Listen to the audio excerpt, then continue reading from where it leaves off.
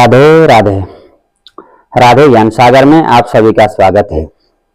आइए ज्योतिषी श्रृंखला में आज हम एक बहुत ही महत्वपूर्ण विषय के ऊपर चर्चा करने जा रहे हैं, जो कि जीवन में धन लाभ। अब क्योंकि धन जीवन में सबके लिए जरूरी होता है और बिना धन के हम संसार के जितनी भी जरूरतें हैं हमारे जीवन के उनको पूरा नहीं कर पाते हैं। ऐसी स्थिति में धन का होना बहुत ही आवश्यक है आज के जमाने में विशेष करके। तो आज हम जान लेते हैं कि ऐसे कौन कौन से जातक होंगे या ऐसे कौन कौन से व्यक्ति होंगे या ऐसे कौन कौन से कुंडलियां होंगी जिनके कुंडली के भावों में ग्रह योग इस प्रकार से बने होंगे कि उनको जीवन में प्रचुर मात्रा में धन लाभ होगा। इसके विषय में कुछ चर्चा करते हैं और एक नई जानकारी आप लोगों को देते हैं।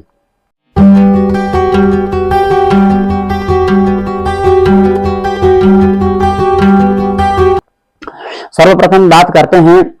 यदि अगर किसी व्यक्ति के जन्म कुंडली में पंचम भाव का स्वामी शुक्र होकर के, अर्थात पंचम भाव में तुला राशि होगा या फिर जो है वृष राशि होगा और शुक्र भी वहीं बैठे होंगे स्वगृही होकर के, और मंगल जाकर के एकादश भाव में लाभ भाव में यदि अगर बैठा होगा। अब लाभ भाव में मंगल भी जो है स्वगृही अथवा उच्च का होकर के बैठना चाहिए। तो ये दो ग्रहों की स्थिति यदि लाभ भाव में और पंचम भाव में बने होंगे तो भी निश्चित रूप से ऐसे जातक जीवन में प्रचुर मात्रा में धन कमाएंगे। दूसरा, यदि अगर पंचम भाव के अधिपति मंगल स्वयं होकर के पंचम में ही होंगे और लाभ भाव में जाकर के स्वराशि में यदि अगर मंगल बैठे होंगे तो भी ऐसे जातकों को जीवन में प्रचुर मात्रा में धन लाभ होता है। तीसरा है कि चंद्रमा यदि अगर पंचम भाव के मालिक चंद्रमा होकर के पंचम में ही बैठे हैं और सुगृही अर्थात मकर अथवा कुंभ राशि का होकर के लाभ भाव में जाकर के शनि यदि अगर किसी के कुंडली में बैठे होंगे तो भी ऐसे जातक जीवन में प्रचुर मात्रा में धन लाभ करेंगे, क्योंकि एकादश भाव आय का भाव है और पंचम भाव जो होता है वो एकादश से सप्तम होता है। तो एकादश भाव में बैठे हुए ग्रह पंचम भाव के ऊपर पूर्ण दृष्टि डालते हैं। हालांकि पंचम में यदि चंद्रमा और एकादश भाव में शनि होंगे, दोनों अपने अपने स्थान पर बल लेकर के बैठे होंगे, स्वगृही होंगे, तो भी वहां पर दोनों के बल की अधिकता ये भी देखा जाना चाहिए। यदि अगर शनि की बल की अधिकता होगी तो थोड़े बहुत संघर्ष और परेशानी के साथ धन तो देंगे, जरूर देंगे, आएगा धन, लेकिन थोड़ा सा परेशानी जरूर होगी। अच्छा, अब यदि अगर पंचम भाव में शनि बैठे होंगे और लाभ भाव में जाकर के सूर्य और चंद्रमा दोनों साथ में बैठे होंगे तो वहां से भी उनकी पूर्ण दृष्टि पड़ गई, तो ऐसे जातक भी बहुत धन कमाते हैं अपने जीवन में और प्रचुर मात्रा में धन लाभ ऐसे जातकों को मिलता है। तीसरा, यदि अगर सूर्य सिंह राशि के सूर्य पंचम भाव में बैठे होंगे और मंगल और गुरु जहां भी बैठते हों या अपने अपने अलग अलग भावों में भी होंगे या साथ में एक ही भाव में बैठ करके पंचम भाव में बैठे हुए सूर्य के ऊपर पूरी दृष्टि यदि अगर डालते हों या फिर बृहस्पति की नवम पंचम दृष्टि या मंगल की चतुर्थ और अष्टम दृष्टि यदि अगर पंचम भाव के ऊपर पड़ रही है तो भी ऐसे जातक जीवन में इतना धन कमा लेंगे कि उनके मतलब खुद को नहीं पता रहेगा कि कितना धन उनके जीवन में आ रहा है।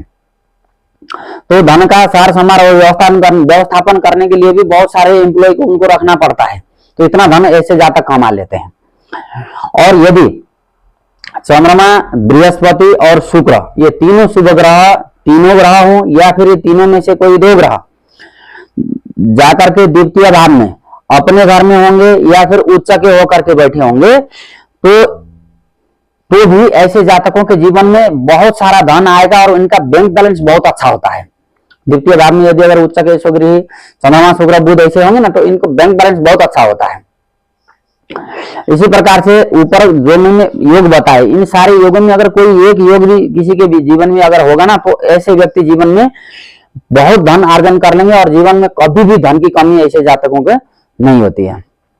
अच्छा, अभी बात करते हैं, यदि अगर किसी व्यक्ति के लाभ स्थान यानी कि एकादश भाव के मालिक जाकर के केंद्र में बैठे होंगे और केंद्र के मालिक जाकर के एकादश भाव में बैठे होंगे, अर्थात केंद्र और एकादश भाव खास करके दशम भाव, केंद्र में सप्तम हो गया, चतुर्थ हो गया, लग्न, तो इनके मालिक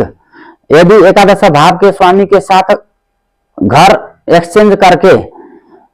अपने साथी के घर में यदि अगर बैठे होंगे तो भी ऐसे जातकों के जीवन में बहुत सारा धन अर्जन होता है। और यदि अगर लाभेश जाकर के केंद्र में बैठा हुआ है और त्रिकोण में या फिर त्रिकोण में जाके बैठा है, जैसे नवम पंचम में या फिर केंद्र में, तो भी अगर बल लेकर के बैठा हुआ होगा तो भी जातक बहुत सारा धन जीवन में कमा लेते हैं, उनको धन की कमी नहीं होती है। लेकिन यदि अगर लावेश त्रिकोण में जाके बैठे हैं, उस स्थिति में ये भी देखा जाना चाहिए कि एकादश भाव में कोई पाप ग्रह होना चाहिए, तब जाकर के ज्यादा धन आने के रास्ते खुलते हैं व्यक्ति के जीवन में। इसी प्रकार से यदि अगर लग्न के मालिक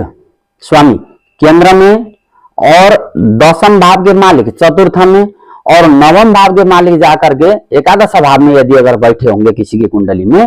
तो ये भी बहुत ही उत्तम प्रकार का जो है धनदायक योग बन जाता है। और इसी प्रकार से यदि अगर लग्न के स्वामी और लाभ भाव के स्वामी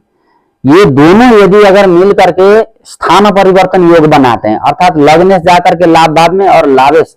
एकादश भाव के मालिक जाकर के यदि लग्न में बैठे होंगे, तो भी यहाँ पर स्थान परिवर्तन राजयोग भी हो गया और ये भी उत्तम धनदायक योग ज्योतिष में माना गया है। तो इसी प्रकार के और भी बहुत सारे धन अर्जन के योग हमारी कुंडलियों में बने होते हैं। तो उसका फिर इसका जो भाग 2 है वो मैं अगले वीडियो में आप लोगों के समक्ष प्रस्तुत करूंगा। तब तक के लिए विदा चाहता हूं। राधे राधे।